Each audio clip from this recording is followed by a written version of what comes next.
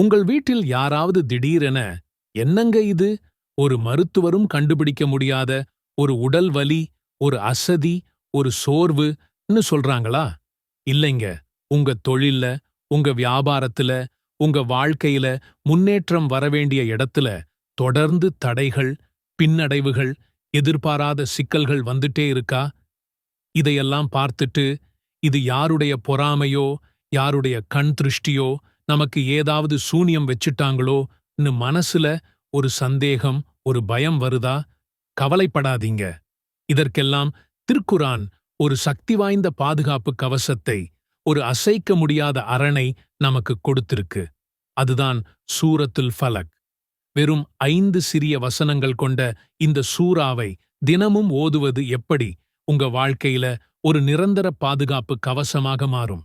எப்படி அது எல்லா தீங்குகளிலிருந்தும் உங்களை காப்பாற்றும் என்பதை பத்திதான் இன்னைக்கு நாம ரொம்ப ஆழமா பார்க்க போறோம்.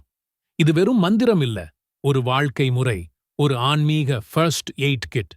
நம்ம வாழ்க்கையில ஒரு நாளாவது, என்னடா இன்னைக்கு எல்லாமே தலைகீழா போகுது, காலையிலிருந்தே எல்லாம் சொதப்புது அப்படின்னு நினைக்காதவங்க யாரும் இருக்க மாட்டோம். சிலருக்கு காலையில எழுந்த உடனே ஒரு காரணமில்லாத தலைவலி, உடம்பு வலி.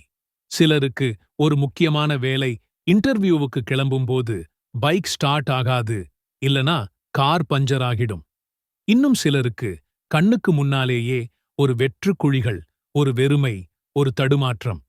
இதையெல்லாம் நாம சாதாரணமாக ஒரு லாகிரி அல்லது ஒரு கெட்ட நாள் அப்படின்னு ஒதுக்கித் தள்ளிடுவோம். இந்த தீங்குகள் வெறும் நம்மளோட மனசுல இருக்கிற கற்பனைகள் மட்டுமல்ல. திருக்குரான் இந்த புறத்தீங்குகளை, இந்த கண் திருஷ்டியை, இந்த சூனியத்தை ஒரு உண்மையான, நிதர்சனமான ஆபத்தாகவே பட்டியலிடுது. இது நம்முடைய உடல் ஆரோக்கியத்தை, மன அமைதியை, பொருளாதார முன்னேற்றத்தை, குடும்ப உறவுகளை, ஏன் நம்மளோட ஒட்டுமொத்த வாழ்க்கையையும் பாதிக்கக்கூடிய சக்தி கொண்டது. ஒருத்தரோட பொறாமை பார்வை, ஒருத்தரோட தீய எண்ணம், ஒருத்தரோட சூழ்ச்சி நம்ம வாழ்க்கையோட ஓட்டத்தையே மாத்திப் போடும் சக்தி கொண்டதுன்னு இஸ்லாம் சொல்லுது. இதிலிருந்து நம்மளை நாம பாதுகாத்துக்கிறது ரொம்ப ரொம்ப அவசியம். ஆனா எப்படி? அதுக்குத்தான் அல்லாஹ் நமக்கு ஒரு மகத்தான ஆயுதத்தை, ஒரு அபாரமான பாதுகாப்பு கவசத்தை அருளியிருக்கான். அதுதான் சூரத்துல் ஃபலக்.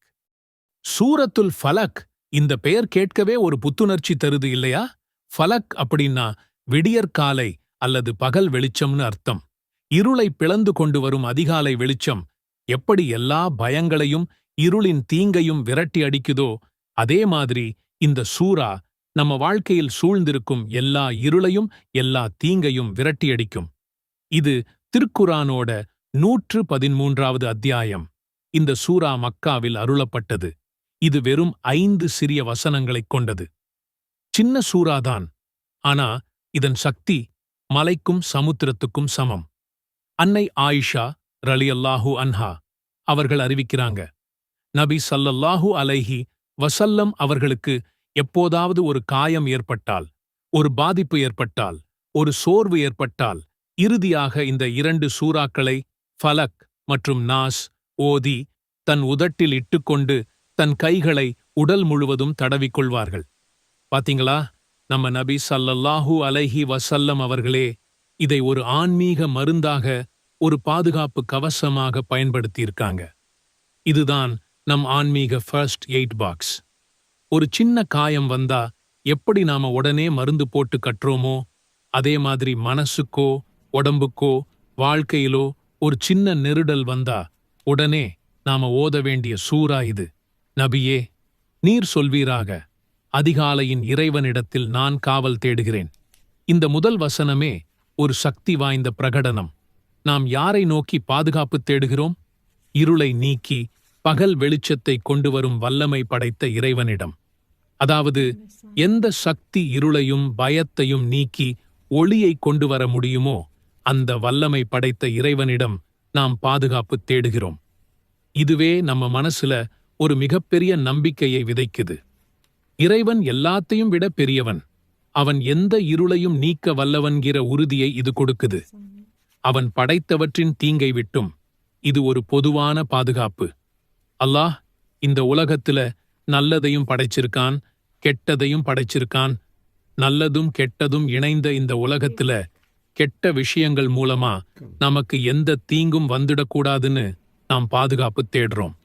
இரவு, இது ஒரு மர்மமான நேரம், பயம் நிறைந்த நேரம்.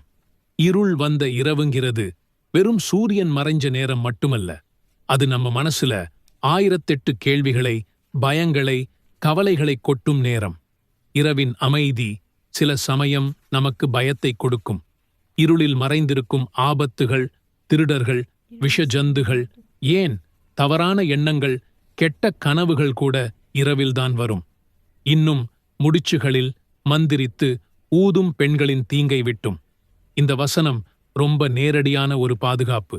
சூனியக்காரிகள், மந்திரவாதிகள், தீய சக்திகளை பயன்படுத்துபவர்கள், இவங்க மந்திர முடிச்சுகளில ஊதி மக்களுக்கு தீங்கு விளைவிக்க முயற்சி செய்வாங்க. நம்ம சமூகத்துல இன்னும் நிறைய பேர் சூனியம், பில்லி சூனியம், ஏவல் போன்ற விஷயங்களை நம்புறாங்க. சிலர் அதை செய்றாங்க. இந்த சூரா அந்த நேரடி எதிர்மறை ஆற்றலிலிருந்து, சூனியக்காரர்களின் தீய சூழ்ச்சிகளிலிருந்து பாதுகாப்பு தருது. பொறாமைக்காரன் பொறாமை கொள்ளும் போதுண்டாகும் தீங்கை விட்டும் காவல் தேடுகிறேன். இது ஒரு மிகப்பெரிய பாதுகாப்பு. பொறாமை, இது நம்ம சொந்த உள்ளத்திலேயே கசக்கும் ஒரு விஷயம். பிறர் நல்லா இருக்கதை பார்த்து நாம நெஞ்சு கூசினால், நாம பொறாமைப்பட்டால் அதுவும் தீமைதான். அதேபோல பிறர் நம்ம வாழ்க்கையில் நல்லா இருக்கிறதை பார்த்து பொறாமைப்பட்டால், அந்த பொறாமை பார்வை, அந்த பொறாமை எண்ணம் நமக்கு தீங்கு விளைவிக்கும். இதுதான் கண் திருஷ்டி. பொறாமை ஒருத்தரோட வெற்றியை, சந்தோஷத்தை, நிம்மதியை பறிக்கக்கூடிய ஒரு கொடிய குணம். ஒருத்தர் பொறாமையோட உங்களை பார்த்தா, அந்த பொறாமை எண்ணம் உங்களுக்கு ஒருவித தீங்கை விளைவிக்க முடியும். இந்த வசனம் பொறாமையாளன் பொறாமைப்படும்போது அவனுடைய அந்த தீய எண்ணத்திலிருந்தும் அதன் மூலம் ஏற்படும் பாதிப்புகளிலிருந்தும் அல்லாஹ்விடம் பாதுகாப்பு தேடுறோம். இனி நாளை காலையில நீங்க எழும்போது உங்க மொபைல் ஸ்கிரீனை தொடுறதுக்கு முன்னாடி ஒரு நிமிஷம் ஒதுக்கி சூரத்துல் ஃபலக் ஓதுங்க. அந்த 5 வசனங்கள் உங்க முழு நாளையும் பாதுகாக்கும் ஒரு அசைக்க முடியாத கவசமாக மாறும். பொறாமை, சூனியம், கண் திருஷ்டி, இந்த மாதிரி எல்லா புறத்தீங்குகளும், கண்ணுக்குத் தெரியாத ஆபத்துகளும் உங்களை தொடவே முடியாது. அல்லாஹ் உங்கள் நல்லெண்ணங்களையும், உங்கள் குடும்பத்தையும், உங்கள் செல்வத்தையும், உங்கள் வாழ்க்கையையும் பாதுகாப்பான். இந்த சூரா வெறும் ஒரு பாதுகாப்பு கவசம் மட்டுமல்ல, இது ஒரு மன அமைதி, ஒரு தன்னம்பிக்கை, ஒரு இறை நம்பிக்கை. இதை உங்க வாழ்க்கையோட ஒரு அங்கமாக மாத்திக்கோங்க. ஒவ்வொரு நாளும் நீங்க ஓதும்போது அல்லாஹ்வோட பாதுகாப்பு உங்களுக்கு கிடைக்குதுங்கிற உணர்வு உங்க மனசுல ஆழமா பதியும்.